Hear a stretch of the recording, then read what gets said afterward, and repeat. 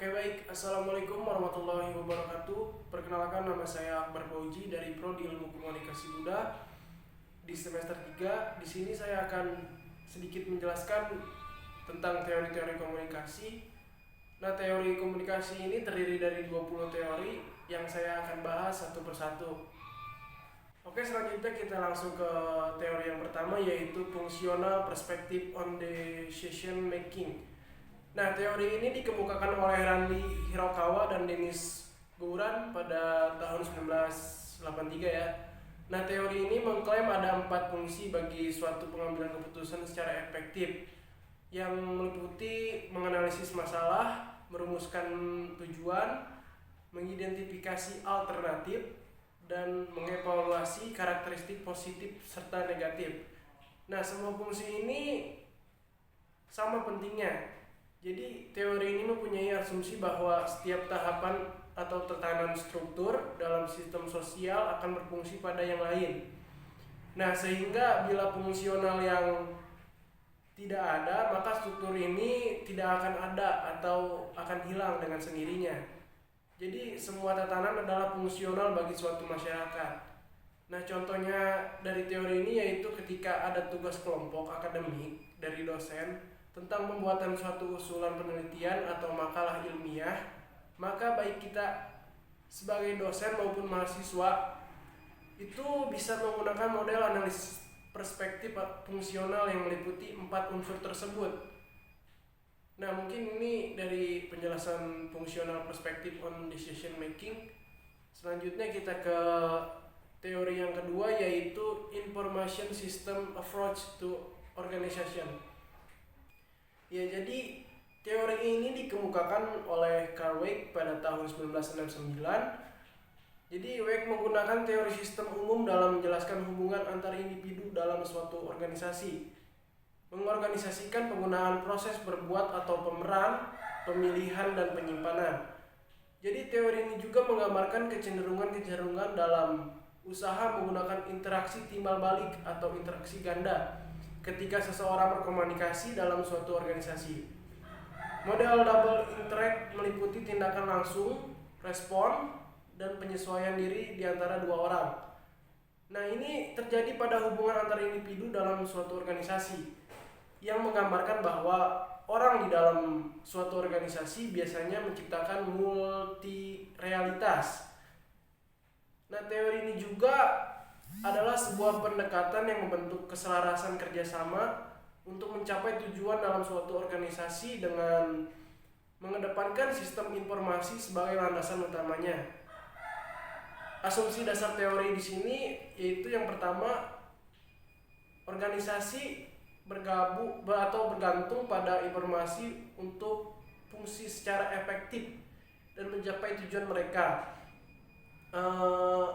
Weick juga melihat konsep informasi lingkungan sebagai distinct dari lingkungan visi dalam suatu organisasi.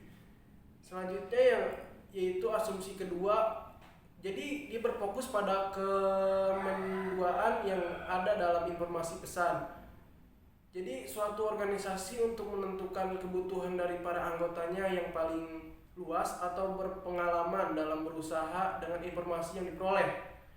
Contoh penerapannya yaitu di mana Departemen Komunikasi menggunakan komputer milik kantor untuk mendukung efektivitas dan efisiensi pengerjaan tugas.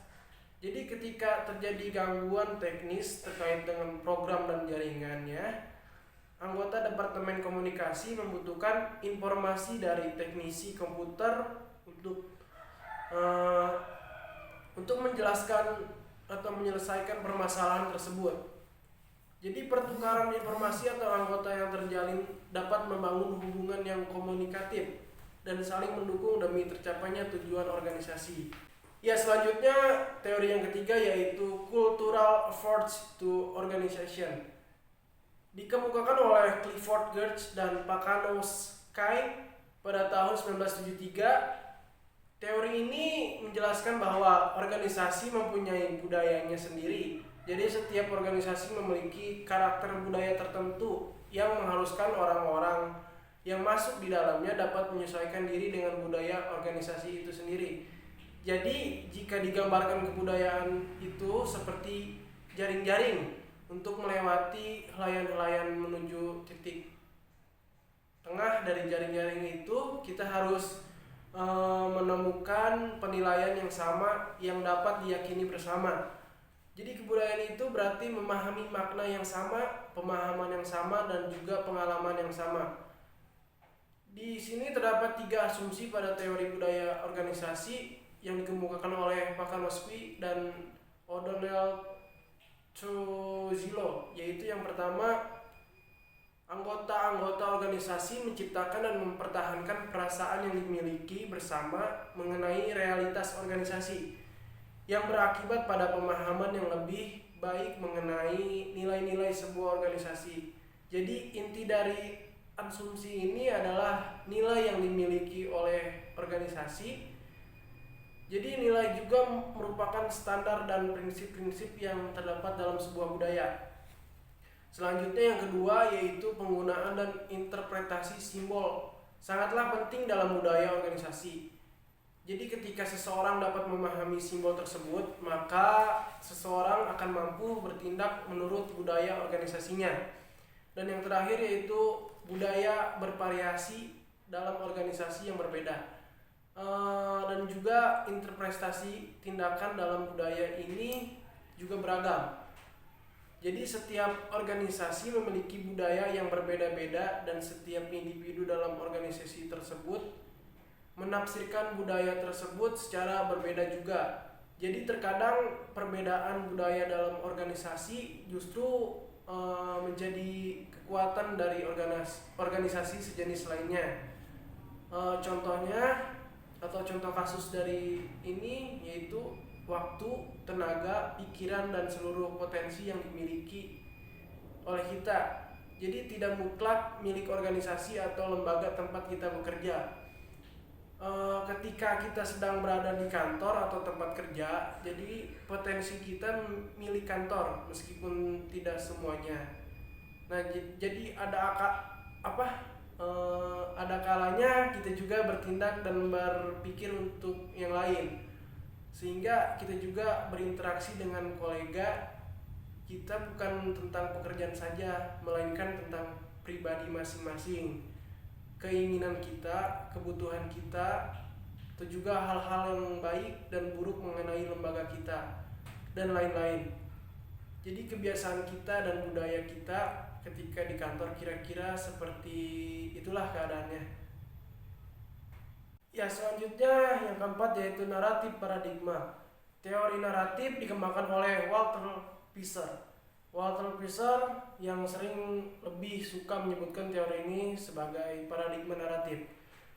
Teori naratif mengemukakan keyakinan bahwa manusia adalah seseorang pencerita dan bahwa pertimbangan akal ini, emosi, dan estetika menjadi dasar keyakinan dan perilaku kita. Nah, akar pemikiran Pisser berupaya menggambarkan dan menjelaskan komunikasi sebagai storytelling. Dalam pandangannya, storytelling bukanlah aktivitas sesaat, melainkan proses yang terus-menerus di mana kita merasakan dunia dan berkomunikasi satu sama lainnya.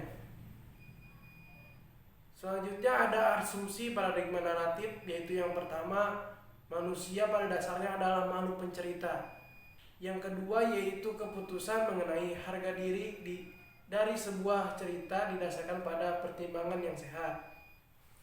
Yang ketiga yaitu pertimbangan yang sehat ditentukan oleh sejarah, geografi, budaya, dan juga karakter.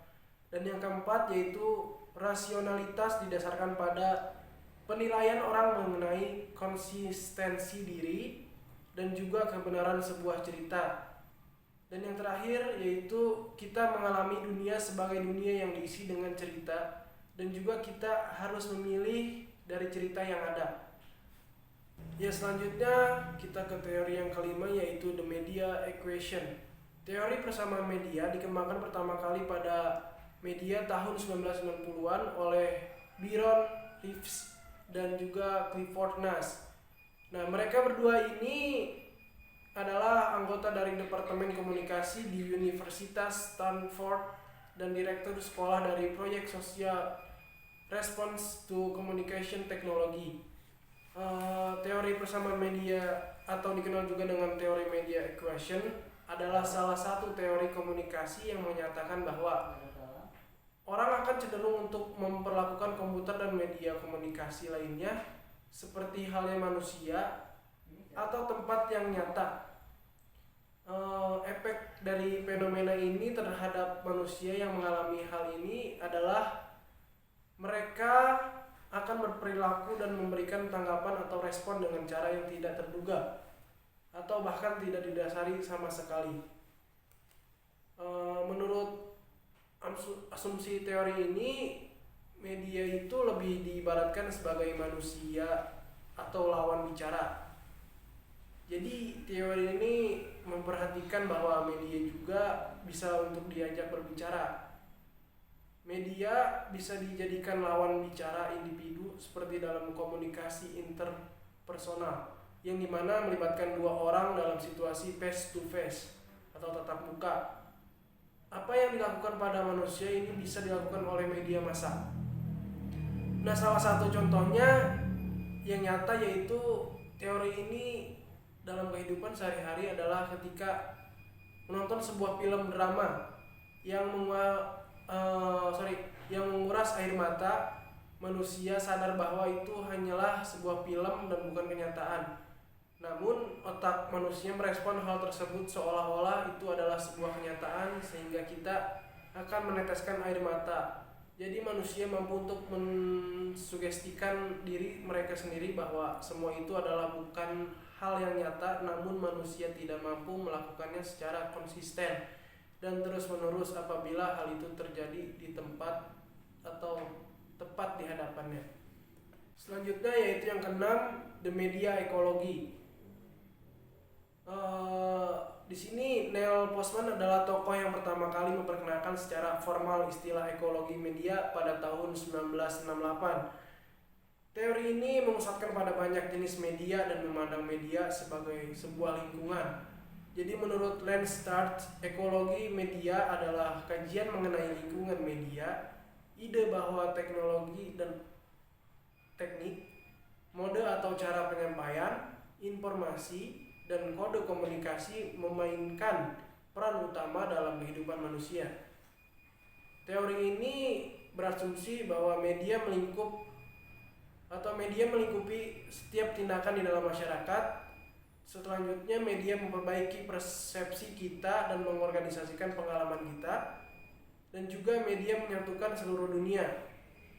Nah, salah satu contoh penerapan dalam teori ini adalah tentang kepemilikan handphone atau telepon genggam pada setiap orang.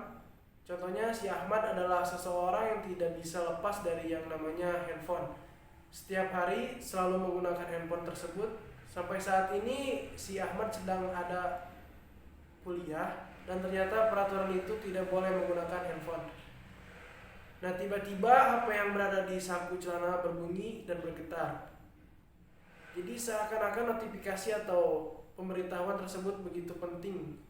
Saat HP terasa bergetar di saku celana perasaan Ahmad itu sangat bangga.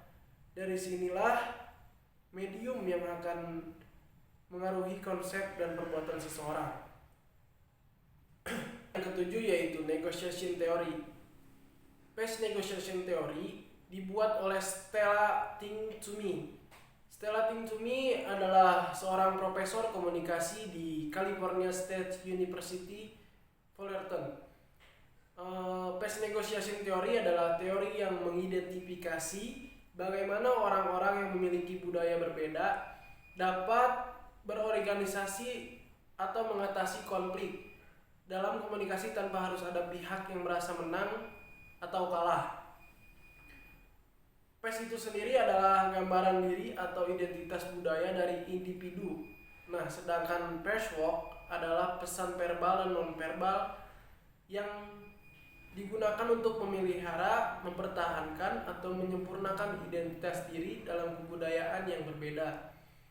Teori ini juga mengatakan bahwa Perswalk dari budaya individualistik sangat berbeda dengan Perswalk budaya kolektivistik. Artinya, jika framework-nya berbeda, maka cara menangani konfliknya juga akan berbeda. Nah, asumsi di sini yaitu yang pertama, identitas diri penting dalam atau di dalam interaksi interpersonal, dan individu-individu menegosiasikan identitas mereka secara berbeda dalam budaya yang berbeda pula. Yang kedua yaitu manajemen konflik dimediasi oleh muka dan budaya. Dan yang ketiga yaitu tindakan-tindakan tertentu mengancam citra diri seseorang yang ditampilkan atau penerapannya yaitu misal nih, saudara saya adalah korban perceraian orang tuanya atau orang tuanya yang cerai. Nah, ayahnya berasal dari Batak dan ibunya berasal dari Jawa. Karakternya yang berbeda, jadi ayahnya cenderung keras dan ingin menenangkan hak asuh anak kepadanya. Namun juga ibunya cenderung mempertimbangkan pendapat keluarga dan melihat kondisi anak-anaknya. Jadi dalam persidangan saat itu ayahnya benar-benar mempertahankan apa yang diinginkannya lewat argumennya. Hakim yang menjadi mediator mencoba untuk menengahi permasalahan ini dengan banyak perdebatan yang dilontarkan dan melihat bagaimana cara berbicara kedua pihak yang dimediasi, maka hakim dapat menyimpulkan hak asuh jatuh kepada atau ke tangan sang ibu. Ya, selanjutnya kita ke teori yang ke-8 yaitu speech code theory. Nah, teori ini dicetuskan oleh Gary Philipson. Teori ini memandang budaya sebagai suatu konstruksi sosial dan pola simbol, makna-makna, pendapat, dan aturan-aturan yang dipancarkan secara berlanjut. Tujuan lain speech code theory ialah menemukan hubungan antara komunikasi dan budaya. Speech code mempelajari tentang perbedaan budaya jika seseorang masuk ke dalam kebudayaan lain. Maka orang tersebut akan mengikuti kebudayaan yang lebih dominan tersebut dengan cara memahami komunikasi verbal, non-verbal, serta pola komunikasi yang ada di kebudayaan tersebut. Nah, Philipson juga mengemukakan 5 proposisi atau proposisi yang bisa menjelaskan tentang teori ini. Yaitu diantaranya yang pertama berbicara, substansi kode bicara, interpretasi kode berbicara, pemetaan kode berbicara, serta kekuatan kode berbicara. Nah, asumsi dari teori ini yaitu teori ini meneliti tentang kemampuan orang asing dalam menyesuaikan suasana melalui gaya bahasa ketika bersama atau di lingkungan orang asing. Contoh penerapannya, pada saat saya kuliah dan berkenalan dengan teman-teman saya yang berasal dari daerah yang berbeda-beda, saya mendapati banyaknya ada keciri khasan dari teman-teman saya, dan mereka menggunakan macam-macam speech code yang berbeda-beda. Jadi karena di setiap kebudayaan atau asal daerah mempunyai speech code yang beraneka ragam, ada seorang teman saya dengan santainya memanggil saya dengan istilah cuk. Nah, yang menurut saya terlalu kasar dan tidak pantas untuk diucapkan. Jadi namun setelah saya pelajari dan amati, kata cuk itu dimaksudkan untuk mengakrabkan diri dengan saya. Jadi itulah speech code berasal dari daerah teman saya. Itu yang ke-9 yaitu standpoint theory. Teori standpoint pertama kali dipelajari oleh filsuf Jerman bernama George Wilhelm Friedrich Hegel pada tahun 1807. Ia mengemukakan bahwa teori ini membahas tentang hubungan antara tuan dan budak. Kemudian teori ini dikemukakan oleh Nazi Hartsock. Ia mengembangkan teori ini yang memiliki pandangan tentang hubungan antara pria dan wanita. Hartsock juga mencampurkan teori standpoint tersebut dengan teori feminisme yang berpandangan bahwa wanita memiliki posisi sosial yang untuk mengakhiri penindasan. Nah, teori standpoint atau disebut juga sebagai teori sikap merupakan sebuah teori yang dapat mengubah kekuasaan seseorang melalui kewenangan suara pribadi individu. Selanjutnya, asumsi pertama memberikan gagasan bahwa lokasi individu pada struktur kelas dapat membentuk dan membatasi pemahaman mereka mengenai hubungan sosial. Asumsi keduanya yaitu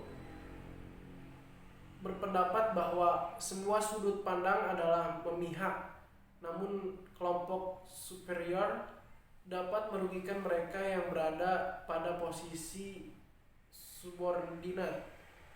Nah, teori ini bisa digunakan dalam komunikasi di level personal, interpersonal, dan juga kelompok dengan situasi sosial khusus.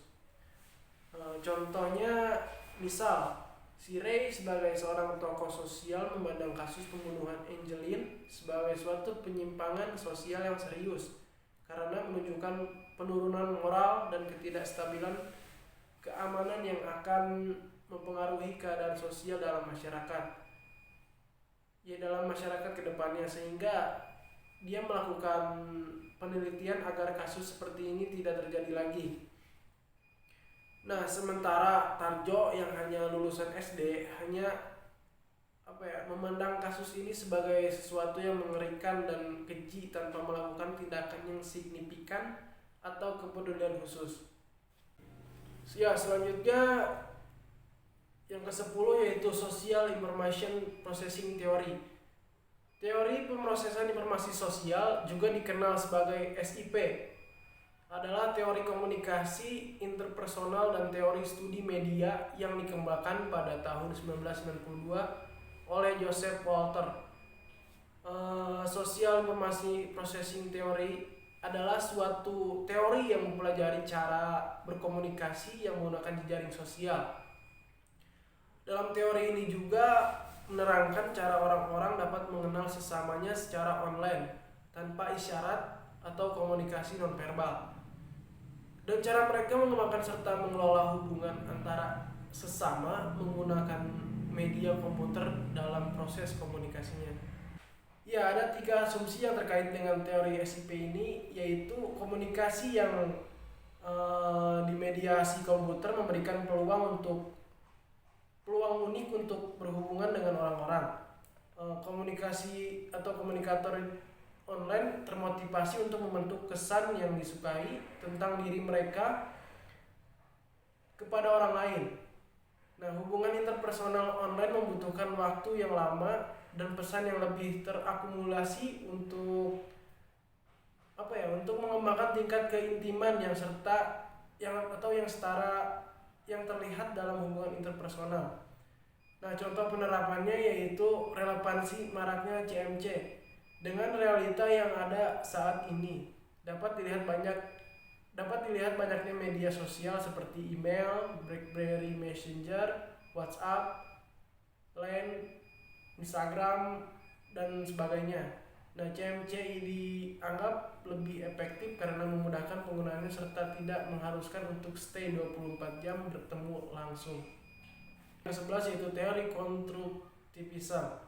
Nah, teori konstruktivisme ini adalah pendekatan secara teoritis untuk komunikasi yang dikembangkan tahun 1970-an oleh Jess Daly dan rekan-rekan sejawatnya.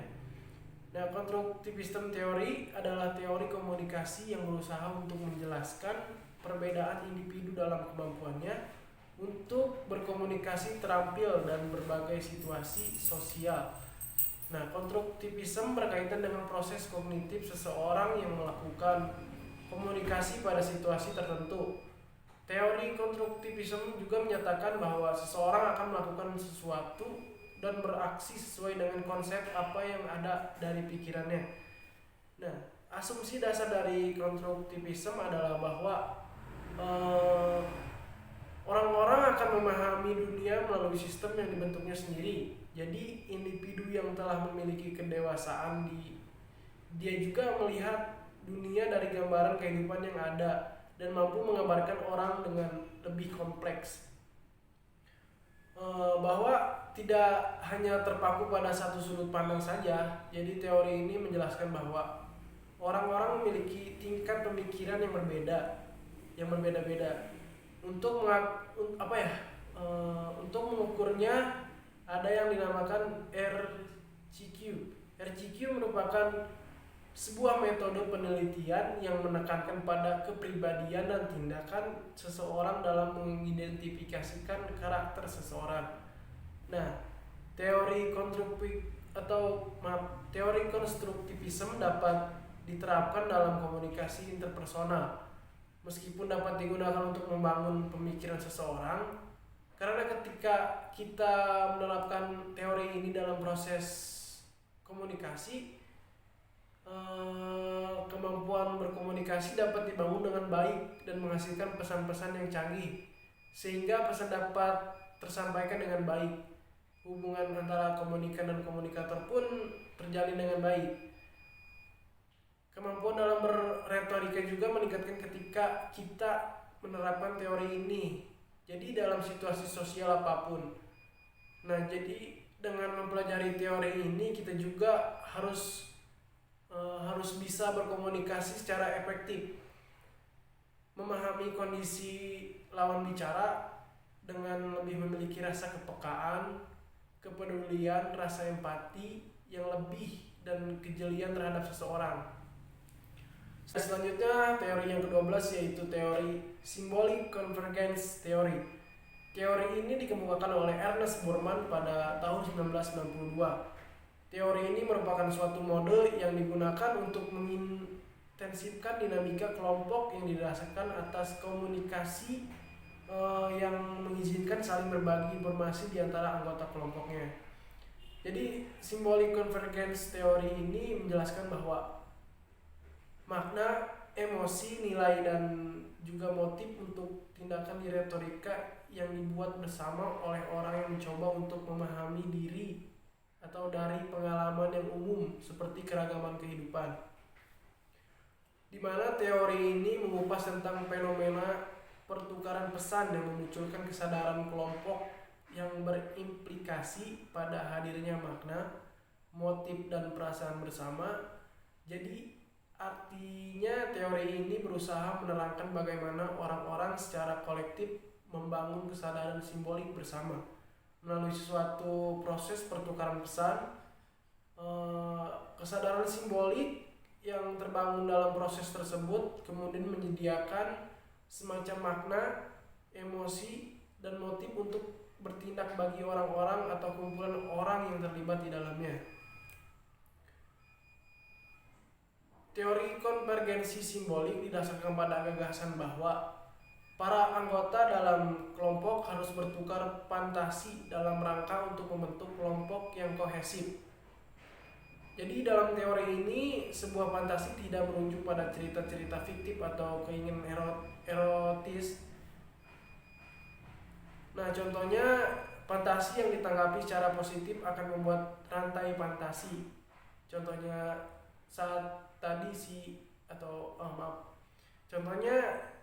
saat si Ira berkata tentang pacar, tiba-tiba teman yang lain bercerita kalau dia baru saja membeli hadiah ulang tahun untuk pacarnya, dan cerita itu akan terus berantai.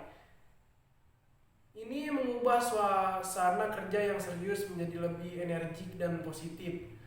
Dengan adanya saling berbagi fantasi ini, kohesi dalam sebuah kelompok semakin terbentuk.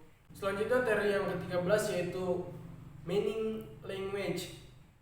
Meaning atau makna.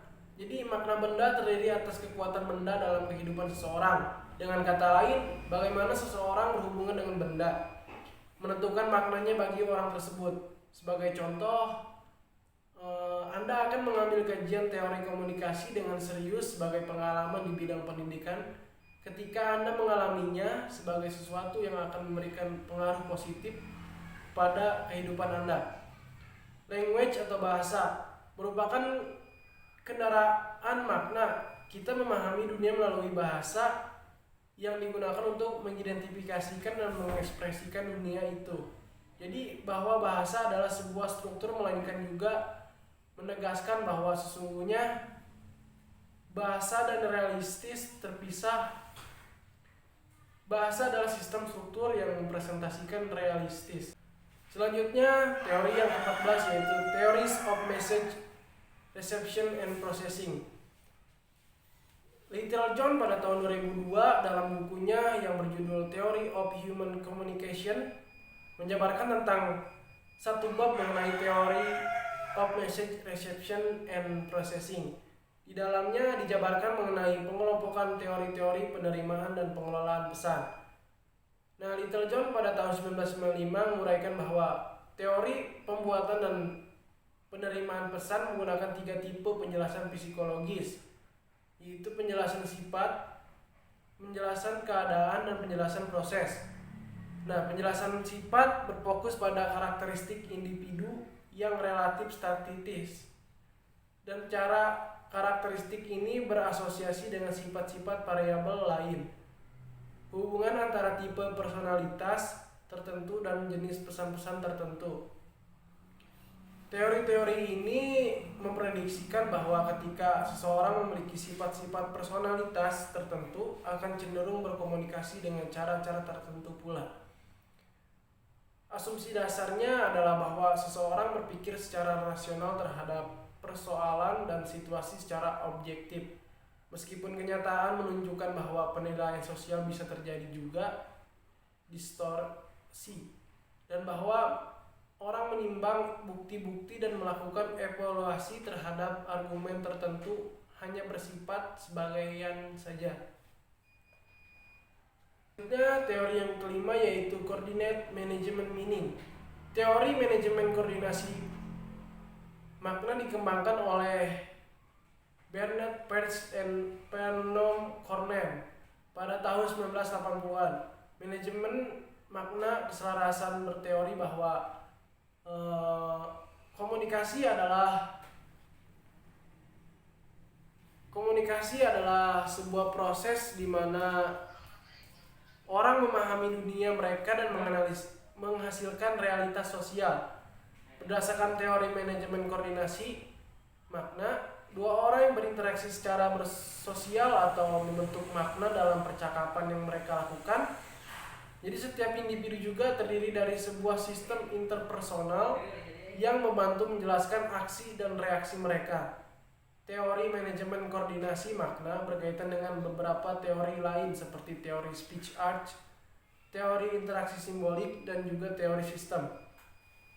Nah, asumsinya yaitu manusia hidup dalam komunikasi atau konstruksi sosial. Manusia juga saling menciptakan realitas sosial. Transaksi informasi tergantung pada makna pribadi dan interpersonal.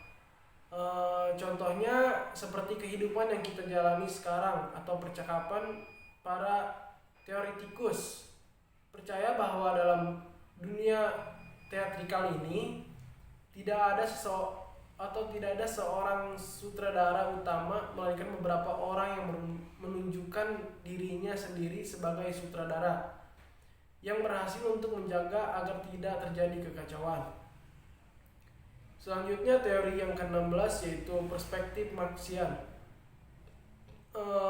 Ideologi Marxisme atau Karl Marx dimulai pada abad ke-19 dan di mana kondisi kerja di Eropa Barat sangat menyedihkan pada waktu itu. Berkembang begitu cepat di sektor industri sehingga menciptakan kondisi sosial yang sangat berbahaya untuk pekerja. Marxisme adalah sistem ekonomi dan sosial yang didasarkan pada teori-teori politik dan ekonomi. Karl Marx dan Friedrich Engels. Marxisme juga adalah lawan dari kepemilikan pribadi atas alat-alat produksi dan distribusi barang-barang dicirikan oleh pasar bebas, persaingan, dan motivasi melalui laba.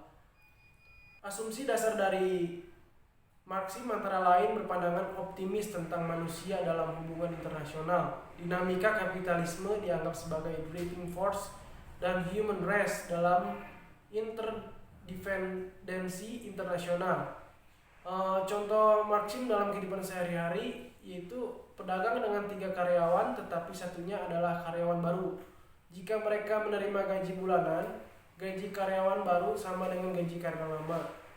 Jika A memiliki roti dan 2 adik lelaki, ia membagi roti menjadi 3 bagian sehingga ketiganya merasakan hal yang sama. Teori yang ke-17 yaitu The Frankfurt School. Sekolah Frankfurt dikenal sebagai penggagas sekolah kritis masyarakat yang mulai menjadi kajian penting di Jerman, terutama pasca Perang Dunia Kedua. Jadi beberapa tokoh diantaranya adalah Horkheimer, Adorno, Fromm, dan Habermas.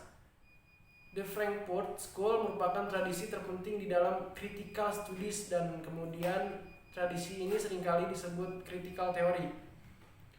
Frankfurt School muncul sebagai kritik atas teori-teori High sebelumnya, seperti realisme, liberalisme, Marxisme, bahkan teori yang baru saja muncul tepat sebelum teori ini,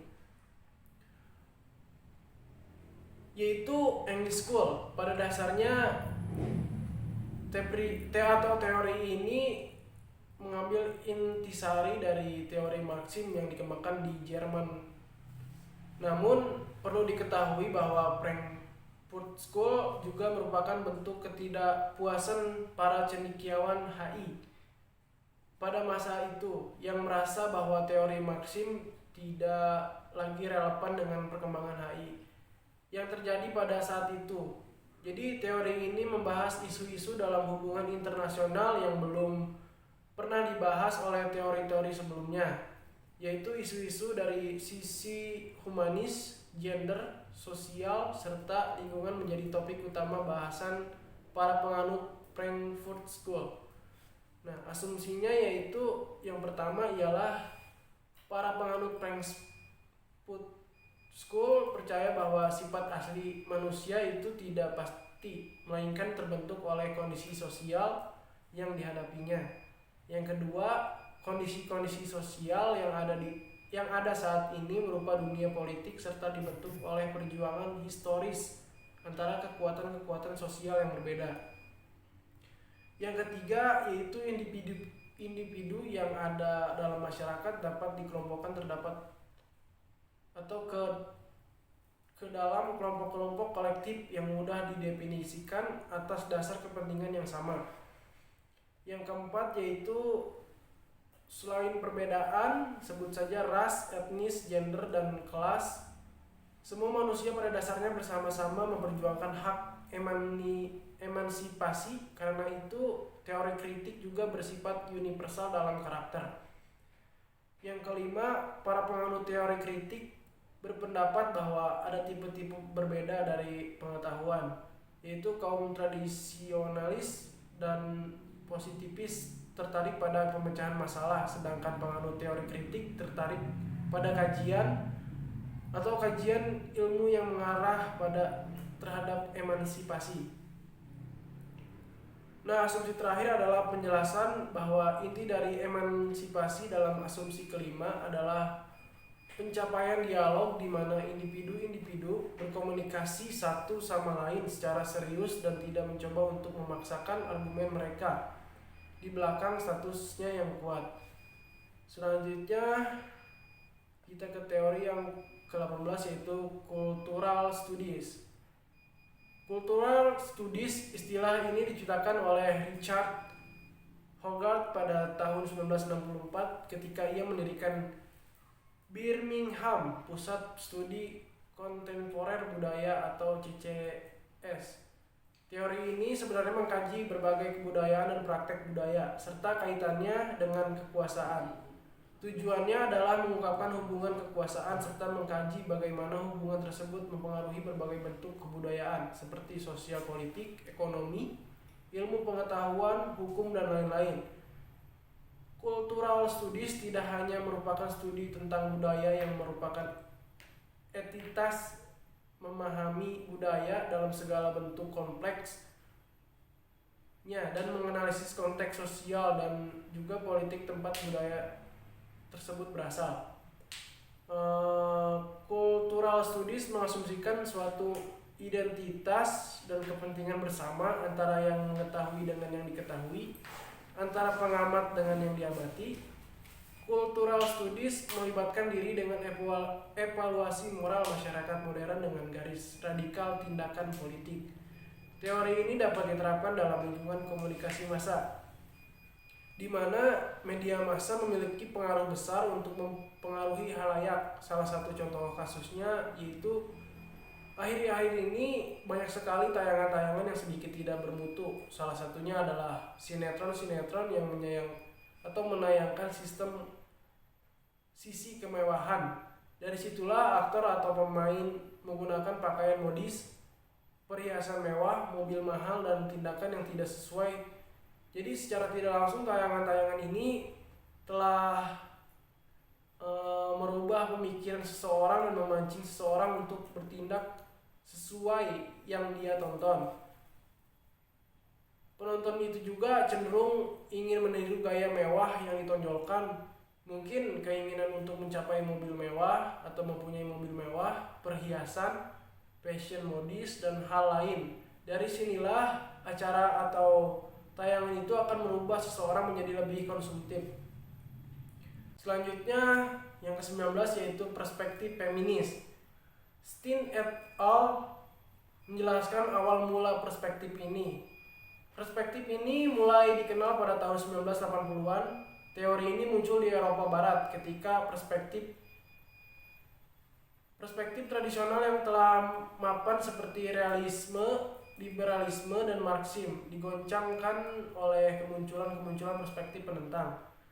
Jadi perspektif ini mencoba mengangkat masalah bahwa dalam hubungan internasional tidak selalu tentang masalah peperangan saja, melainkan masalah gender juga merupakan masalah yang penting untuk dibahas.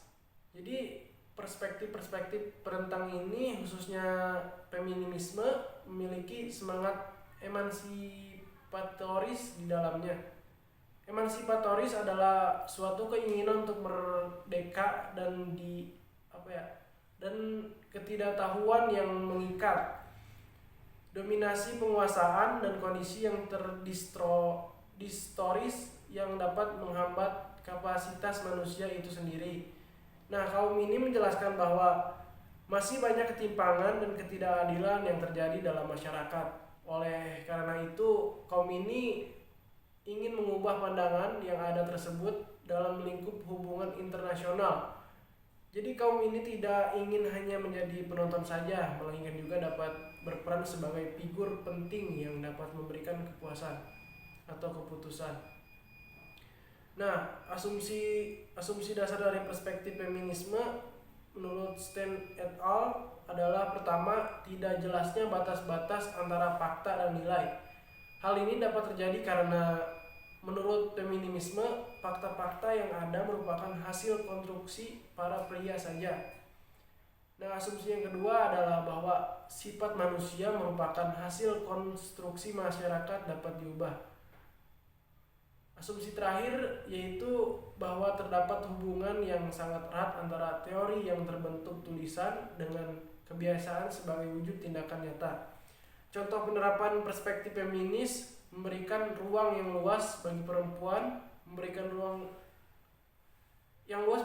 dapat diterapkan dalam kehidupan sehari-hari, seperti memberikan kesempatan perempuan duduk di angkutan umum saat kondisi bangku penuh, terutama untuk perempuan lanjut usia, penyandang cacat, dan perempuan yang sedang hamil. Nah, selain itu juga, jika ada perempuan sedang berdiri sendirian di peron, laki-laki sebaiknya memberikan jarak agar perempuan tidak merasa khawatir atau was-was. Selanjutnya yang terakhir yaitu language and power. Konsep language and power berusaha untuk menjawab hubungan yang dimiliki. Nah, bahasa atau language dan atau juga kekuasaan yang dimiliki oleh bahasa itu sendiri.